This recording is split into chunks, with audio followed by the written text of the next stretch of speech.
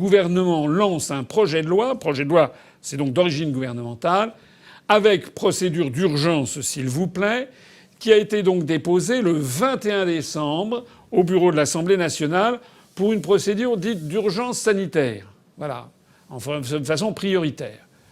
C'est-à-dire que, entre Noël et le jour de l'an, au moment où tous les Français regardent évidemment les fêtes, ou du moins ce qu'il en reste, on risque d'avoir des députés, ceux que j'appelle les députés zombies de La République En Marche, qui ne comprennent rien, qui ont été élus suite à la gigantesque manipulation de 2017. Et quand ils commencent à comprendre quelque chose, ils commencent à comprendre qu'ils ne servent strictement à rien. Ils prennent la poudre d'escampette et ils quittent le groupe LREM. Si cette loi est votée, le Premier ministre pourra, le cas échéant, dans le cadre des mesures prévues, subordonner les déplacements des personnes, leur accès aux moyens de transport ou à certains lieux, ainsi que l'exercice de certaines activités à la présentation des résultats d'un test de dépistage établissant que la personne n'est pas affectée ou contaminée par le coronavirus, ou bien ou au suivi d'un traitement préventif, y compris à l'administration d'un vaccin ou d'un traitement curatif. Je viens de dire le terme exact qui est utilisé dans ce projet de loi.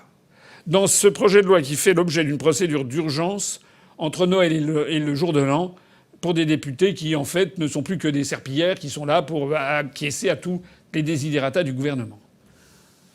Moi, je suis sidéré. J'ai fait un tweet qui a eu des milliers de j'aime. J'ai noté qu'il y a quelques personnes qui ont réagi. Madame Le Pen, Madame Marion Maréchal, Monsieur Julien Aubert, donc des personnalités au RN, ou bien aux Républicains qui ont protesté. Voilà, Monsieur Philippot. Mais la gauche brille par son silence et son absence. Il s'agit ici de rien moins que d'imposer aux Français une vaccination obligatoire sur un vaccin éminemment contesté. Et il s'agit d'ailleurs de l'imposer de façon non pas frontale, mais de façon vicieuse et hypocrite, en créant des citoyens de seconde zone. Mais c'était extraordinairement attentatoire non seulement aux libertés publiques, mais à la dignité des êtres humains. Et la gauche, là encore, ne dit rien, comme elle ne dit d'ailleurs rien du tout sur la question des vaccins depuis des semaines. Alors, on a eu droit, bien entendu, au débunkage évidemment. Un débunkage par LCI qui ne débunk rien du tout, mais qui fait croire qu'il débunk. C'est même ce débunkage du LCI sur cette affaire, je voudrais ici l'analyser avec vous en quelques instants, c'est même un chef-d'œuvre. Bravo pour la journaliste qui l'a fait. C'est même un chef-d'œuvre de désinformation.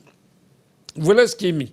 Il y a un grand titre, « Déplacement, le gouvernement veut-il vraiment instaurer un passeport vaccinal ?» Ce qui est important ici, c'est l'adverbe « vraiment ». Pourquoi ? Parce que lorsque les gens lisent Internet ou lisent des journaux, on sait qu'il y a 75-80% des gens qui ne lisent que le titre et qui ne lisent pas le contenu de l'article. Tant et si bien d'ailleurs qu'il est désormais assez fréquent dans la presse de découvrir que des articles ont des contenus finalement très différents du titre au-dessus. Lorsque les gens lisent le titre que je viens de vous dire, ils se disent immédiatement « Bon, est-ce qu'il veut vraiment instaurer ? Bon, ça veut dire ça va, LCI les a débunkés, ils disent encore n'importe quoi, les complotistes disent encore n'importe quoi. Je passe à autre chose. » Vous vous rendez compte comme c'est vicieux. Ensuite, si je reprends cet article, il y a marqué en dessous, un sous-titre, un chapeau comme on dit, « Liberté », je cite LCI, « s'appuyant sur un alinéa d'un projet de loi instituant un régime pérenne ça veut dire permanent, de gestion des urgences sanitaires déposé ce lundi 21 décembre par le gouvernement, la droite et l'extrême droite, évidemment tout de suite pour bien stigmatiser pour les gens de gauche ou d'extrême gauche, la droite et l'extrême droite accusent donc ce projet de loi de vouloir conditionner les déplacements des Français à une obligation vaccinale. Qu'en est-il ? Quand vous lisez ce chapeau, vous vous dites, en effet, ils ont débunké. et s'appuyant, ça serait vraiment une lecture complètement sortie du contexte, etc., etc. Mais c'est pas une lecture sortie du contexte. Je vous l'ai lu. C'est pas qu'il s'appuie pour affirmer que, c'est ce qui est écrit. C'est écrit. On vous l'a montré à l'écran. C'est écrit dans le projet de loi. Et quand on lit l'article de LCI, on s'aperçoit qu'à la fin des fins, eh bien, cet article confirme en effet ce qui est écrit. Sauf que, comme à l'accoutumée dans ces articles de prétendu débunkage, on explique à chaque fois qu'on a sorti ça d'un contexte, que ça n'est qu'un début, qu'il s'agit d'un débat qu'on ouvre, que ça doit mûrir ici et ça. Voilà. C'est d'ailleurs là-dessus que se termine l'article. Olivier Véran a dit mais non. Il s'agit simplement d'engager un débat, ça va mûrir, ça durera au-delà de la pandémie actuelle, etc. Mais c'est incroyable. C'est un projet de loi présenté le 21 décembre en procédure d'urgence. Et maintenant, M. Véran, comme il se rend compte que ça fait un tollé dans l'opinion publique, M. Véran dit non, c'est pour mûrir. Mais qu'est-ce que c'est que cette histoire? L'article de LCI, c'est vraiment un cas d'école.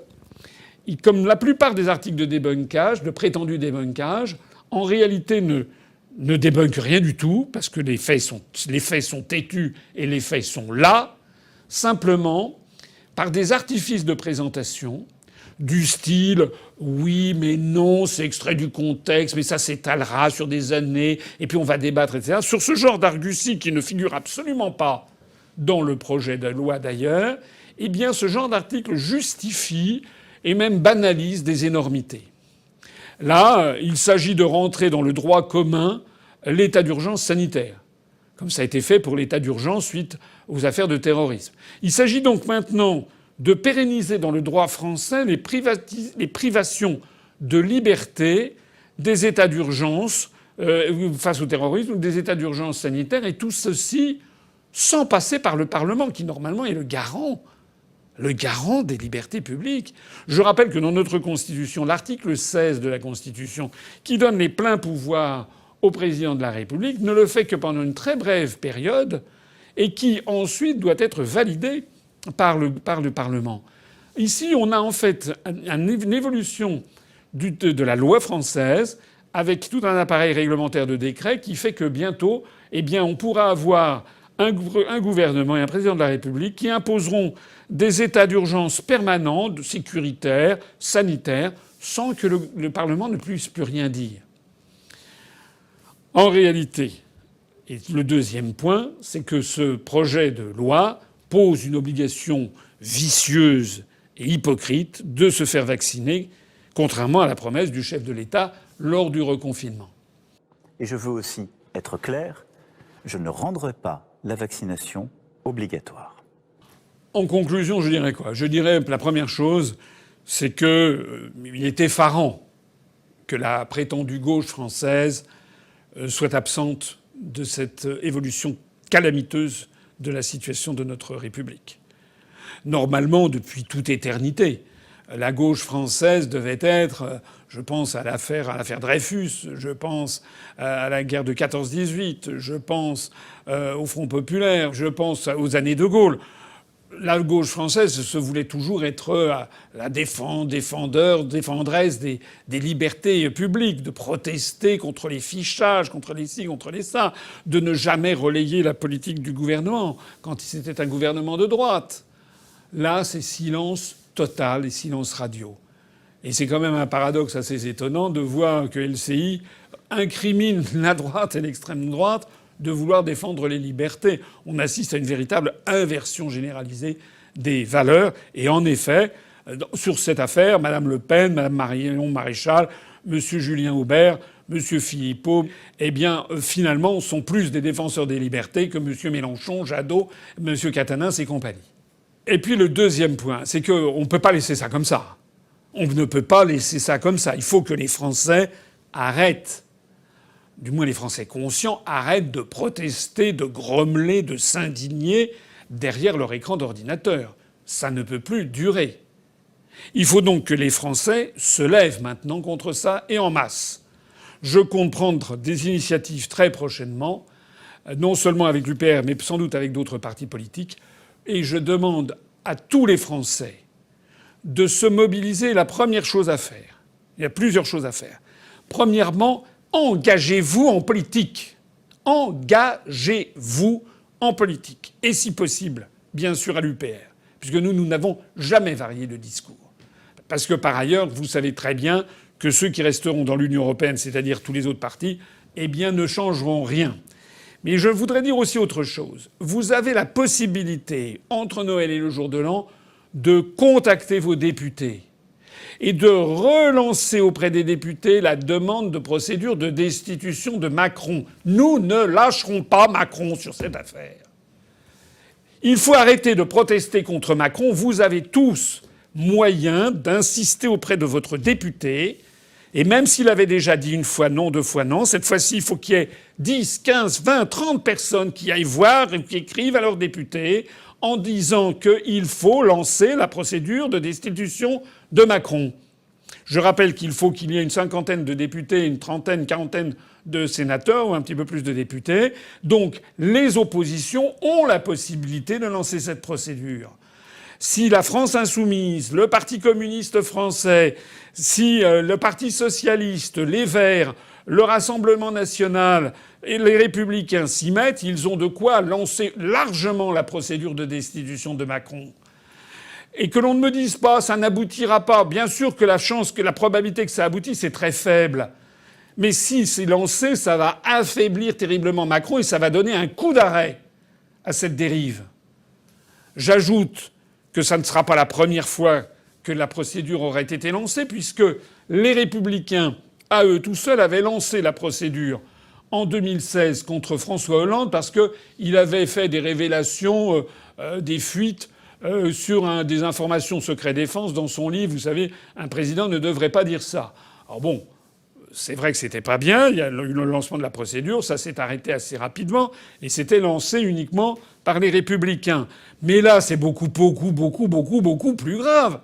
Là, il ne s'agit pas d'avoir un peu piétiné le secret défense sur un dossier. Là, nous avons un président de la République, M. Macron, qui est en train de transformer la France en un régime totalitaire à la George Orwell. Mais qu'est-ce qu'il faut de plus à M. Mélenchon, M. Chassaigne du Parti communiste, M. Faure du Parti socialiste, Mme Marie-Georges Buffet, les députés, Mme Arthaud n'est pas députée, mais M.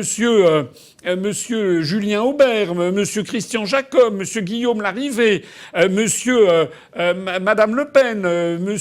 Bruno Bilde, etc. Qu'est-ce qu'il leur faut de plus pour lancer la procédure de destitution ? S'ils ne le font pas, je suis désolé de le dire, c'est que ce ne sont pas des parlementaires d'opposition. La situation est d'une gravité que nous n'avons pas connue. Je ne sais même pas depuis quand. Je pense et je raisonne. Je n'ai pas un sentiment d'exagérer. J'ai le sentiment que depuis que je suis né, je n'ai jamais connu une situation aussi grave que la situation actuelle. Parce que ce qui est en cause, c'est tout simplement non seulement la fin de nos libertés publiques, mais la fin même de la République française et de la France libre et souveraine qu'on a connue depuis des siècles. Réfléchissez-y et allez militer auprès de vos députés. Et adhérez et mobilisez-vous. Vive la République et vive la France.